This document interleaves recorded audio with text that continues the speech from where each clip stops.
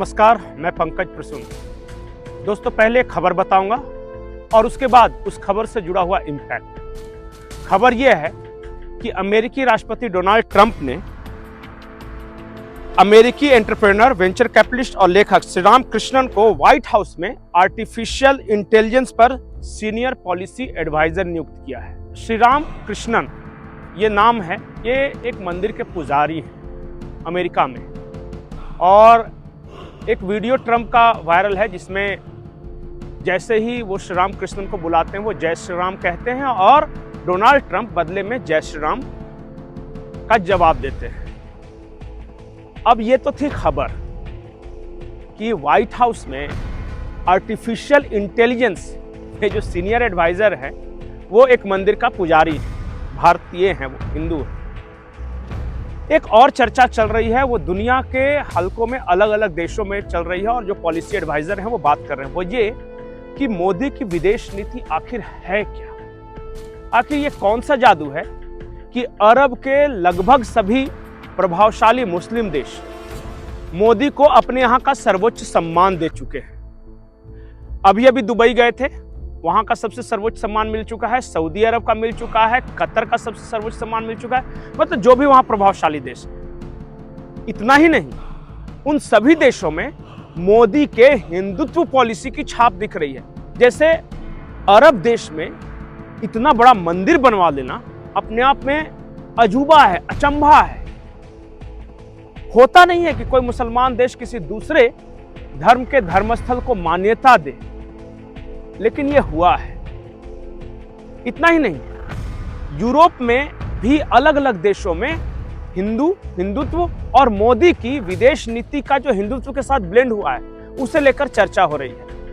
दो तरह की चर्चा है यूरोप में। एक तो एक इलीगल इमिग्रेशन है जो कि मुस्लिम कंट्री से जो आ रहे हैं, जैसे सीरिया से, यमन से, पाकिस्तान से, अफगानिस्तान से, कजाकिस्तान से, उज्बेकिस्तान से, वो वहां जो डेमोग्राफी बदल रहे हैं। और दूसरी चर्चा यह है कि दूसरे तरह का इमिग्रेशन है, हिंदू वहां जो पॉपुलेशन बढ़ रहा है, उनका प्रभाव बढ़ रहा है, उसकी वजह से वहां के लोग जो स्थानीय लोग हैं यूरोप के, वहां हिंदुओं को अपने साथ एक्सेप्ट कर रहे हैं ज्यादा, क्योंकि हिंदू एंटरप्रेन्योर होते हैं, अच्छे बिजनेसमैन होते हैं और जिस देश में जाते हैं उस देश की अर्थव्यवस्था को बढ़ाने में योगदान देते हैं।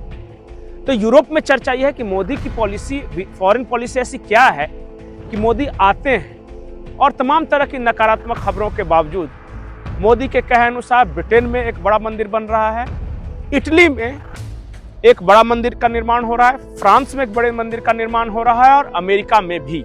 और अमेरिका में तो देख ही रहे हैं, ट्रंप प्रशासन में जितने बड़े बड़े लोग हैं, चाहे वो कैश पटेल हों जो कि FBI के जो डायरेक्टर होंगे वो होंगे, जो आज मैंने बताया श्रीराम कृष्णन जो कि आर्टिफिशियल इंटेलिजेंस विभाग में सीनियर एडवाइजर होंगे, और इस तरह के तमाम, या जो वहाँ की जो नेशनल इंटेलिजेंस एजेंसी है उसकी जो डायरेक्टर हैं वो भारतीय हैं और वो गीता के प्रति उनका जो श्रद्धा है वो सबने देखा है।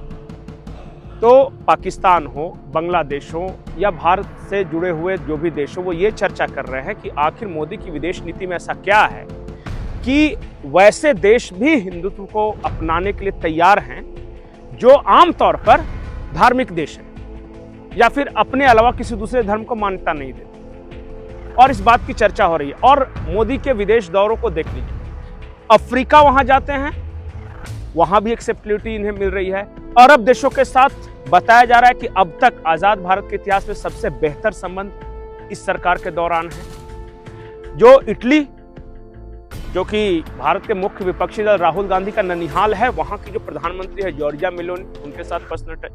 उसके बाद जो यूरोपियन देश हैं, इक्का दुक्का देश अभी भी हैं, जैसे कनाडा एक देश हो गया, पाकिस्तान तो खैर छोड़ ही दीजिए, वो भारत के साथ क्यों खिलाफ है वो सब जानते, या बांग्लादेश है, अभी बांग्लादेश के साथ रिश्ते जो तनावपूर्ण हुए हैं, इन देशों छोड़ दी जाए तो ये एक टर्म निकाला गया है मोदी की हिंदुत्व वाली विदेश नीति, हिंदुत्व फॉरेन पॉलिसी।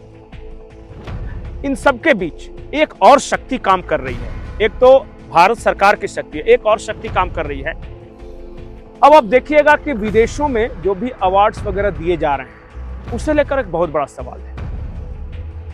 जो नोबेल पीस प्राइज दिए जा रहे हैं, जिन लोगों को दिए जा रहे हैं, वो अपने मौलिक देश में क्या कर रहे हैं उसे लेकर सवाल है।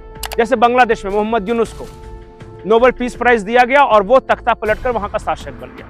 म्यांमार में ऑंग सान सू की को नोबेल पीस प्राइज दिया गया, अब नंबर उनका है कि वो वहां के तख्ता पलट करके वहां की हेड बन जाएगी।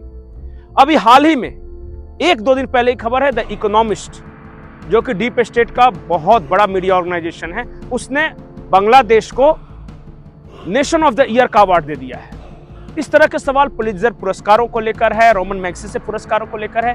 क्या ये सारे पुरस्कार डीप स्टेट द्वारा दिए जाते हैं? सवाल इसलिए भी है क्योंकि भारत में जिस तरह के लोगों को दिए गए हैं ये पुरस्कार, अरविंद केजरीवाल, रवीश कुमार और जो भी सामाजिक कार्यकर्ताओं को दिए गए हैं, वो एक लेफ्ट एंटी कंट्री, अपने अपने देशों की मैं बात कर रहा हूं, अपने अपने देशों के एंटी एस्टेब्लिशमेंट को वो का प्रतिनिधित्व करते। तो क्या अमेरिकी डीप स्टेट जानबूझकर वैसे लोगों को पुरस्कार देता है? और तमाम तरह के पुरस्कार जो विदेशी पुरस्कार हैं, जो कि संस्थाओं के द्वारा दिए जाते हैं, जो कि डीप स्टेट से फंडेड संस्था है, जैसे फोर्ड फाउंडेशन कोई अवार्ड दे दिया, कोई अवार्ड रॉकफेलर फाउंडेशन दे दिया, कोई about Melinda Gates and Bill Gates Foundation दे दिया। इन सब को लेकर सवाल है। सवाल कई हैं, लेकिन दोनों तरह की शक्तियां काम कर रही है। एक भारत को कमजोर करने वाली शक्तियां, एक भारत के बेहतर भविष्य को रिप्रेजेंट करने वाली शक्तियां। आपको क्या लगता है कौन सी शक्ति भारत में 2047 तक ज्यादा प्रभावी होगी? मैंने 2047 का नाम इसलिए लिया क्योंकि 2047 में PFI का भी एक डॉक्यूमेंट आया था कि 2047 तक हम भारत को इस्लामिक मुल्क बनाएंगे, और 2047 का टारगेट रखा है नरेंद्र मोदी ने भारत को विकसित राष्ट्र बनाने के लिए।